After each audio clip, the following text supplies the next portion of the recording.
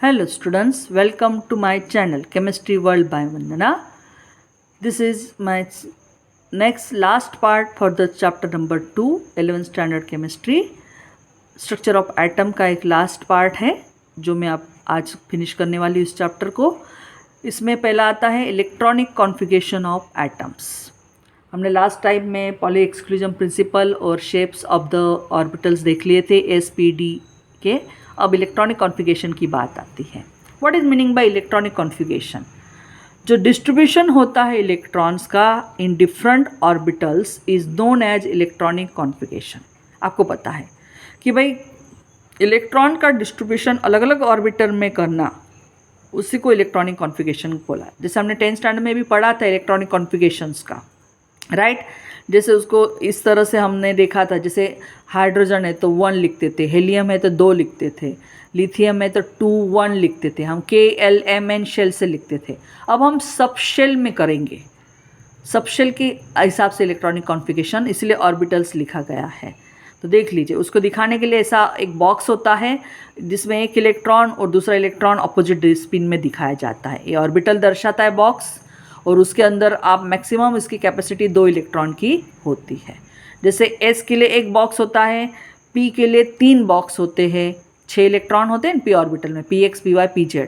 D के लिए 5 सब बॉक्स होते हैं क्योंकि D के 10 इलेक्ट्रॉन्स की कॉन्फ़िगरेशन, उसकी मैक्सिमम कैपेसिटी ऑर्बिटल में, और F के 7 होते हैं, जैसे मैंने आपको यहाँ पे दिखा दूँगी. ठीक है, तो यहाँ पे आपको मैंने लास्ट इसमें दिखाया था, लेकिन अगर अभी भी आपको थोड़ा सा डाउट है तो मैं बता देती हूँ. इस तरह से होता है, देख लीजिए. ऐसा P के लिए देखिए, S के लिए सिर्फ ऐसा होता है A की, कि 2 मैक्सिमम इलेक्ट्रॉनिक कॉन्फ़िगरेशन S की होती है.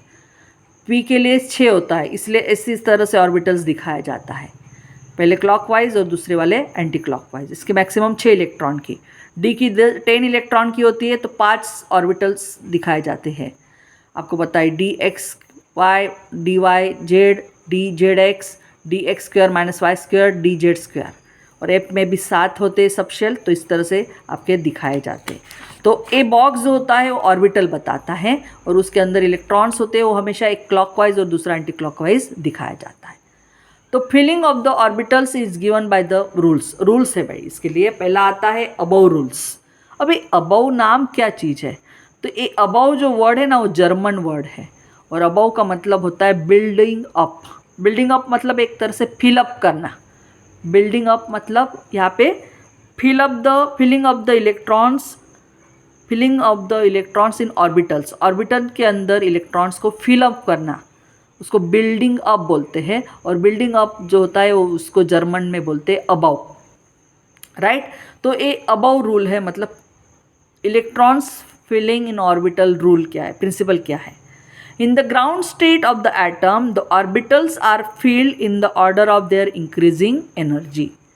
कोई भी एटम के ग्राउंड स्टेट में सबसे पहले लोअर एनर्जी वाला ऑर्बिटल्स पहले फिलअप किया जाएगा, उसके बाद थोड़ा सा हायर, मतलब इंक्रीजिंग ऑर्डर ऑफ एनर्जी में आपके इलेक्ट्रॉन्स फिलअप होंगे. जैसे electron first occupy lowest energy orbitals available to them, fill up and then enter to higher energy orbital. तो अबव प्रिंसिपल बोलता है कि कोई भी एटम के ग्राउंड स्टेट में ऑर्बिटल जो होते हैं वो फिल किए जाते हैं in order of their increasing energy, मतलब लोअर एनर्जी से हायर एनर्जी, इस ऑर्डर में इलेक्ट्रॉन्स को फिलअप किया जाता है. तो मैंने अभी बोला था आपको कि अबव ये जर्मन वर्ड है, उसका मतलब बिल्डिंग अप होता है, और बिल्डिंग अप का मतलब यहाँ पे filling up the orbital with electrons. Building up का मतलब यहाँ पे ऑर्बिटल को इलेक्ट्रॉन से भरना. The sequence for energy level observe for the orbitals. अब आप बोलोगे कि लोअर से हायर, तो यहाँ पे किस तरह की सीक्वेंस है? तो देखो इस तरह की.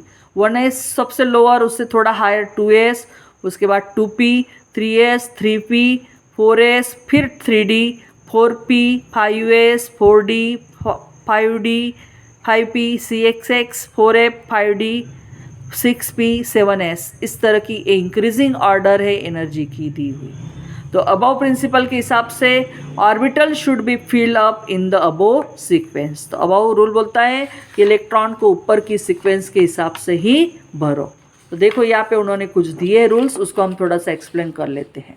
देखो, the energy of N orbital can be determined by n+l rule. चलो भाई, फिलिप करने पहले एनर्जी हमें डिटरमाइन करनी पड़ेगी। चलो मैम आपने बोला कि छोटे से हायर की तरफ फिलअप करो, लेकिन अब हमें उसकी एनर्जी तो किस तरह से निकालेंगे, तो n+l रूल से निकालेंगे। जैसे आपको ऑर्बिटल आपने लिया एटम, उसका इलेक्ट्रॉनिक कॉन्फ़िगरेशन देखा तो उसमें 3s आ रहा है, orbital filling in the increasing order. जैसे 3s है तो 3s के लिए n की वैल्यू 3 है, l की वैल्यू 0, तो n+l 3 आ गया, राइट। तो इसका 4s का निकालो, 3s और 4s का निकालेंगे तो n की वैल्यू 4, l की वैल्यू 0, तो n+l आया 4, मतलब यहाँ पे n+l वैल्यू 3 है, यहाँ पे n+l वैल्यू 4 है। तो लोअर वाला कौन सा आया, 3s वाला आया 4s की कंपेयरिंग में, इसलिए 3s और 4s में पहले 3s को फिलअप किया जाएगा, उसके बाद इलेक्ट्रॉन 4s में जाएगा। अब बिटवीन 3D एंड 4D अगर मुझे फिलअप करना है तो चलो भाई निकालो। 3D के लिए देखो n की वैल्यू 3 और l की वैल्यू d के लिए आती है 2, तो 5 आ गया। और 4s के लिए n+l अभी निकाला हमने, और 4 आता है, तो यहाँ पे आप देखोगे 4s जो ऑर्बिटल है उसकी वैल्यू 4 है और 3D की 5 है, तो पहले 4s ऑर्बिटल भरा जाएगा बिफोर 3D। चलो भाई, आपने n+l रूल तो हमने फॉलो कर दिया, लेकिन अगर दोनों ऑर्बिटल की वैल्यू n+l की सेम है तो देख लीजिए, अगर if 2 orbitals have the same value of n+l, then the orbital with lower value of n will be given field first। देख लीजिए यहाँ पे 2p और 3s है। 2p के लिए देख लीजिए n+l वैल्यू क्या आ रहा है, n का वैल्यू 2, p है इसलिए 0 1 1 आएगा, 2 + 1 मतलब 3 आ गया। अब 3s के लिए देखो n की वैल्यू 3, l की वैल्यू 0, तो दोनों का 3 3 आ रहा है। तो मैम दोनों 3 है तो इसमें से लोअर हायर कैसे पहुँचाएंगे, तो यहाँ पे आएगा principal quantum number 3s 2p और 3s में जिसका प्रिंसिपल क्वांटम नंबर लोअर है उसको पहले फिलअप किया जाएगा।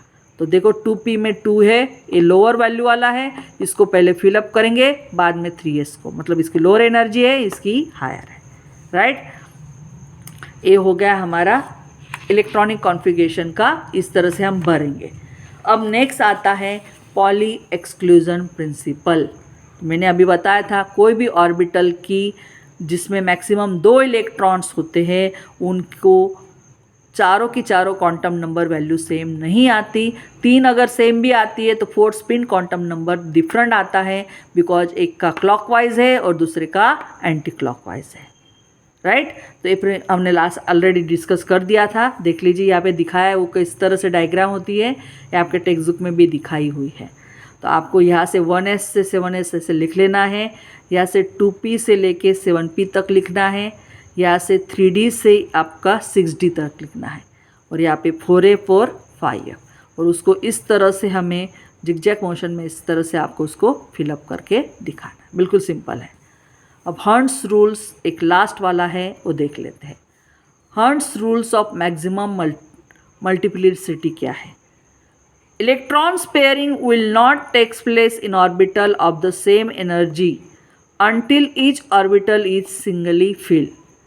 हर्ट्ज़ रूल क्या बोलता है कि भाई इलेक्ट्रॉन का पेयरिंग तब तक नहीं होगा ऑर्बिटल में सेम एनर्जी वाले का, जैसे px py pz है हमारा दिया है, तो ये 3 सबशेल है, इस ऑर्बिटल में पेयरिंग वाला इलेक्ट्रॉन तब तक नहीं होगा जब px py pz तीनों के तीनों या d वाले पाँचों के पाँचों पहले सिंगल फिलअप होते हैं, बाद में उनका पेयरिंग होता है। जैसे मैं यहाँ पे एग्जांपल देती हूँ, अगर ऑक्सीजन है, एटॉमिक नंबर 8 है, k में 2 l में इतना, इसमें आप देखो 1s2 2s2 2p4 है, राइट। तो इसका एनर्जी ऑर्बिटल में देख लीजिए, ऑर्बिटल में 1s2 2s2, राइट। अब 2p4 है तो 1 2 3 पहले पेयरिंग हो गए, मतलब सिंगल फील भरेंगे, फिर 4th पेयरिंग में आएगा।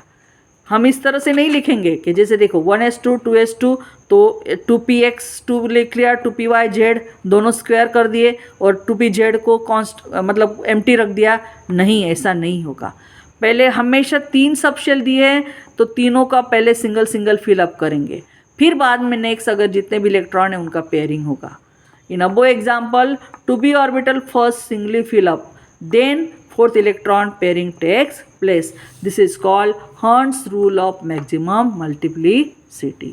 आशा करती हूँ मैंने जितने भी आपको इस चैप्टर में टर्म्स एक्सप्लेन किए मैं ज़्यादा से ज़्यादा डिटेल में एक्सप्लेन करके कोशिश की. अब नेक्स्ट पार्ट में मैं इसके क्वेश्चन आंसर और डिस्कस करूँगी और जल्दी से जल्दी JEE नीट के MCQ भी डिस्कस करने की कोशिश करूँगी. Thank you for watching my video. Please subscribe my channel Chemistry World by Vandana and share to maximum students. And if you have any doubt, please ask me in comment box. I will try to answer it as early as possible. Thank you.